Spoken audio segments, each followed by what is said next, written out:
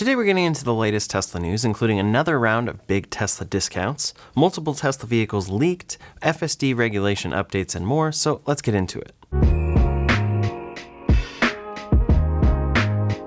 First up today, the latest for Tesla discounts. Tesla is always running discounts of different sorts, different inventory discounts, and different referral discounts. But right now, they're stacking a few of them, especially because they really need to drive sales. They had a lower quarter in Q1, and some of that had to do with the Model Y and its refresh, but a lot of it also just had to do with the fact that they need to sell more cars. As such, we've seen tons of discounts for Cybertrucks, especially 2024 models that are not eligible for the tax credit, and now we're seeing discounts on certain performance Model 3s, especially 2024 models. It seems like they're trying to get rid of these, and they are entirely new models with really no difference from the 2025 version, except for that number on the year. In certain areas, we're seeing discounts as much as $5,500 off of the performance Model 3. So that's a $54,990 vehicle with a 2.9 second 0 to 60, and that brings it down to $49,490. With the tax credit, that's down to $41,990, and then you can stack that with the 0% APR that's also available on the Model 3, which will in turn save you another few $1,000s if you were already planning to finance this vehicle. For everything that the Performance Model 3 offers, that's a really incredible deal, and a couple of the paint options can even be included with that if you find that paint option in inventory. It's no upgrade, and it's also no upgrade charge for the white interior. So this stacks on with a bunch of different incentives Tesla's offering right now, like the FSD transfer. You can now transfer FSD for free from a previous vehicle to a new Model 3, Model Y, Model S, Model X, or Cybertruck. As for the current details on that, it's available on cars purchased on or after April 24th. You have to be the current owner of a vehicle with FSD, and the current and new vehicles must be on the same account.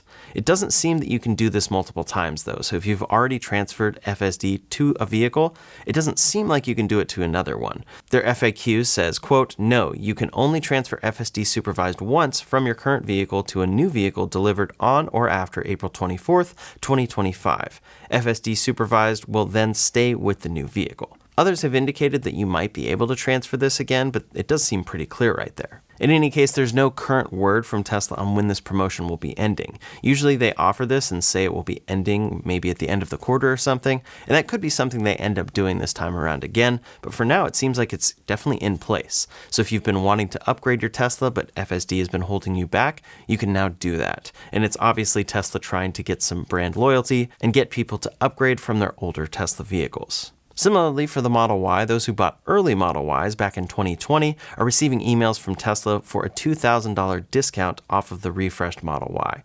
They say this is somewhat of a thank you, but of course they're trying to drive new sales.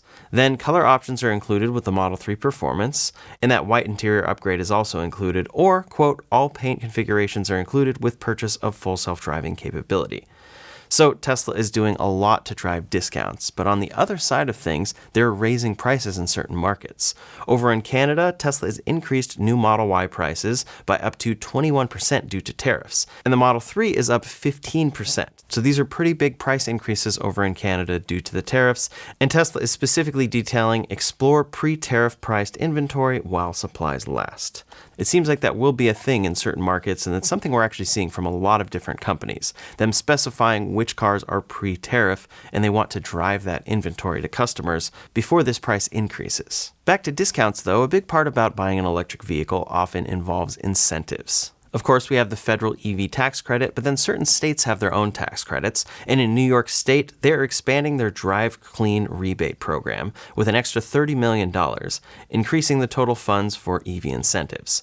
The rebate details here are that for new vehicles, you can get up to $2,000 off the purchase or lease of it with a range exceeding 200 miles. I actually do kind of like that specificity there, that it has to be a range over 200 miles, because previously you could get these discounts on cars that were basically just plug-in hybrids with the tiniest battery and not really an EV. They're also offering $1,000 rebates for cars with a range between 40 and 199 miles, and this is available at participating dealerships across all 62 counties in New York. So, of course, many people can stack this with the federal incentive, getting them $9,500 off a new EV. What that looks like for Tesla is that the Model Y would come down to $40,490 for the all-wheel drive long-range version, or for their cheapest vehicle, the rear-wheel drive Model 3, the price of $42,490 becomes $32,990. Of course, that's for qualifying customers, but it can be a pretty incredible deal. $32,000 or about $33,000 plus gas and maintenance savings. There pretty much always seem to be some sort of incentives or discounts coming from Tesla, and it seems like now could be a pretty good time to buy certain cars like the Model 3 with certain incentives and 0% APR. However, we do know cheaper vehicles are around the corner, and we're still waiting for that rear-wheel drive long-range Model Y, so for the Model Y it seems a little precarious as to when you should buy. Right now, for myself, I'm going to wait to see what all happens with these tariffs. Since we've seen so many pauses and changes to the policy, it seems like it might come around to where it's not an issue, but of course, we'll have to wait and see. Next up today, it has been clear for a while that Tesla's real plan going on with cars that are not the Cybercab are more affordable vehicles. That's really what they need to ship here. Of course, they're still going to sell us exciting vehicles and probably refresh the Model S and X, which are more expensive. But as for more affordable vehicles, the current plan is those to be built somewhat on their current platforms and somewhat on their new platforms. However, at Tesla's earnings call, they finally did seem to indicate that these are just going to be stripped down Model Ys and 3s, when Lars Moravy said that they will resemble their current vehicles in both form and shape. That is disappointing to some, but could be the thing that actually helps them to get to that cheaper price point. And it's also what could help them actually ship these vehicles in a reasonable timeline, especially with everything going on right now. Right now, Tesla says that they still are on track for production of new affordable vehicles as early as June of 2025, with market availability shortly after that. But they do expect that it will be a slower than expected ramp up due to global tariffs. They've probably had to shift around some things in order to ensure that that price still stays low enough. Overall, as I mentioned, these will share considerable similarities with the Model 3 and Y, and it might actually be one of those things where you say, what part of this new platform is this in any case? And it's possible it actually doesn't really have much. But this week we've gotten some new information about what this car could be coming out of Tesla, especially the first one. Reportedly, the code name is E80, and according to Chinese social media, the key features here will be fabric seats, no ventilated seats, a manual trunk, a single color ambient light, which is white, and a reduced speaker sound system. This is basically the exact same strategy we've seen with this newly announced Cybertruck rear-wheel drive.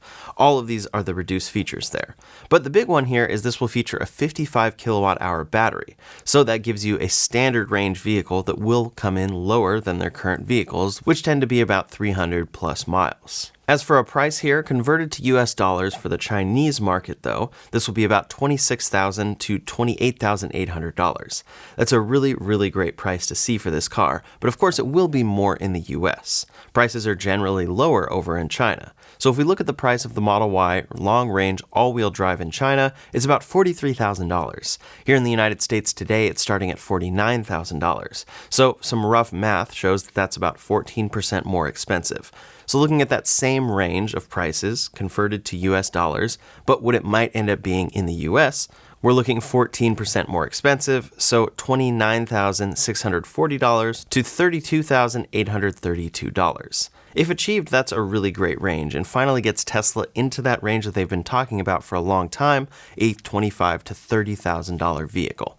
Of course, they're probably going to advertise this as a car that starts under $25,000 with the EV tax credit. So that's actually more the price that I would be aiming for. They might even start this exactly $7,500 more expensive than $25,000 so that they can say this car starts at $25,000. That would be a price point of $32,490 and would definitely still be a great price point for a standard range Model Y that still has a lot of great features. It's just missing those premium things that you get by upgrading, getting more range, more performance, and all of those things. Overall, this is something that is long overdue for Tesla, but they reiterated just how important affordability is on their most recent earnings call. And I think especially with everything going on in the world, including tariffs and then Tesla as a whole, it's pretty clear that they need their vehicles to come in at lower prices in order to expand and sell more cars. So the rumors there are that basically coming out of the Tesla factory, it will be hard to distinguish these cars. Maybe once we see no badge on the back, or maybe once drone photos can see inside and note that the seats are fabric seats,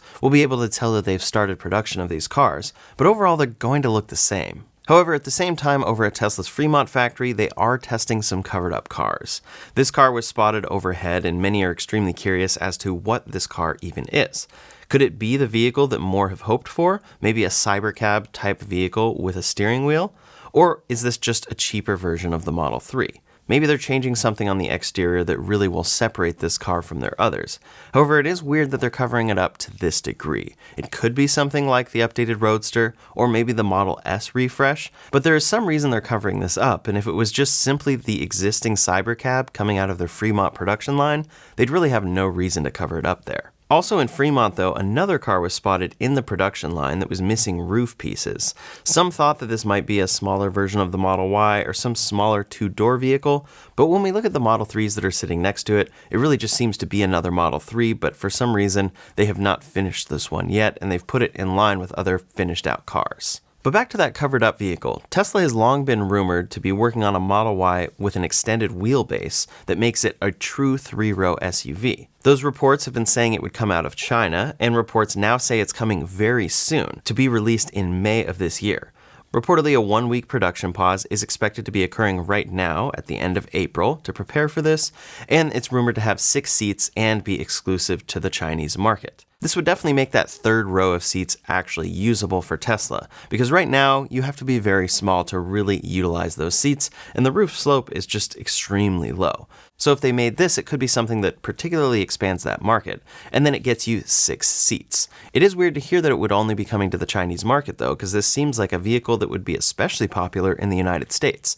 People love three-row SUVs here, and maybe this could be something that really helps Tesla sell a cheaper but very versatile SUV for a family that won't really care about certain options like ventilated seats across the board. So we'll have to see about that, but it seems like Tesla's strategy going into the next couple of years with all of their vehicles is going to be changing rapidly, and really the outlier here is full self-driving development. If they can actually achieve some full self-driving and have unsupervised FSD on their cars, it's really going to change how they go about their other vehicles, because drivable vehicles will start to matter less and less, and I think that's why Tesla is taking this approach.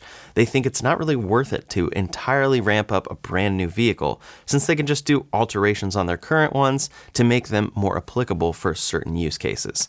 However, I do think that boxy type three-row SUV that truly has a lot of room is really just a gap in Tesla's lineup, so it would be great to see this come across the board.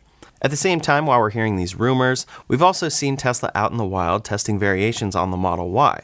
These are either camouflaged or have their front and rear covered up, so it leads us to think that these are likely performance versions of the Model Y or the stripped down ones, and they have some sort of identifying feature on the outside, like the removal of that full light bar or something like that. We also see that they're testing the new Model Y covered up in India, and it could have changes or it could just be the same car, but since it's not available in that market yet, they're still testing with it camouflaged. Either way, there's a lot to come from Tesla very soon, and we'll see how exciting these new vehicles will be. I think ultimately, no matter the features, the most exciting thing will be what can they actually ship this at as a price point. And I think even if they aim for that $32,500 mark, it's going to be a pretty popular car. Next up today, a big part about full self-driving and going into the future is regulation. As such, the U.S. Department of Transportation, US DOT, has introduced a new automated vehicle framework aimed at accelerating the development and deployment of autonomous vehicles. It seems that this framework is particularly significant for companies like Tesla, who are having to work around this, and they've talked a lot, actually for years, about how regulatory hurdles will be a big part of this deployment. The first part about this new framework, though, is streamlined crash reporting. NHTSA will continue to require crash reporting for ADAS and ADS systems.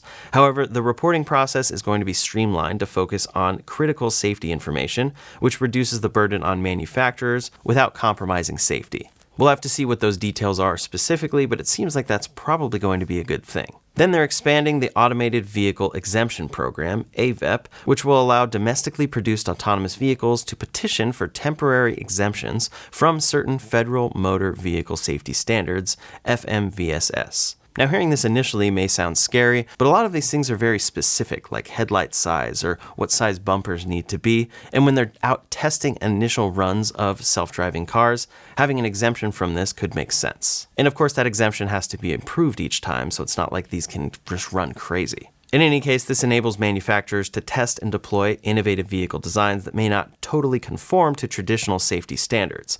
So I think this could be, in particular, Tesla's Cybercab, because some elements of that don't seem to conform to standards. For instance, a steering wheel. You have to have a steering wheel based on these standards today, and then you also have to have pedals, and that car has neither. Also, it seems that the Cybercab's headlights being integrated into the light bar is something that doesn't meet standards today. It could in the future, but maybe this exemption will allow them to at least test this car. Then lastly, US DOT is aiming to establish a single national standard for autonomous vehicles, which will help prevent a fragmented regulatory landscape across different states.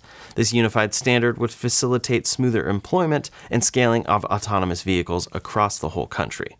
Basically, a company could focus on one state or one area first and get it totally approved there, and then it wouldn't be that difficult to expand that to other states. And we know Tesla in particular is going to love that. Currently, Tesla is preparing to launch their Robotaxi service in June over in Austin, but they've now detailed that it will actually be quite a small launch, at least initially. On day one, Tesla plans to have 10 to 20 vehicles out operating, and they detailed this on their earnings call. So that's not a huge rollout initially, but they're starting with that 10 to 20, they'll see how it goes, and then they plan to scale up very quickly. In fact, they said by the end of June or early July of this year, they hope that anyone can go to Austin and hail a Robotaxi and succeed, and actually get a ride in it. Initially, this is being referred to as Project Rodeo, and Tesla is out absolutely working on this ahead of time.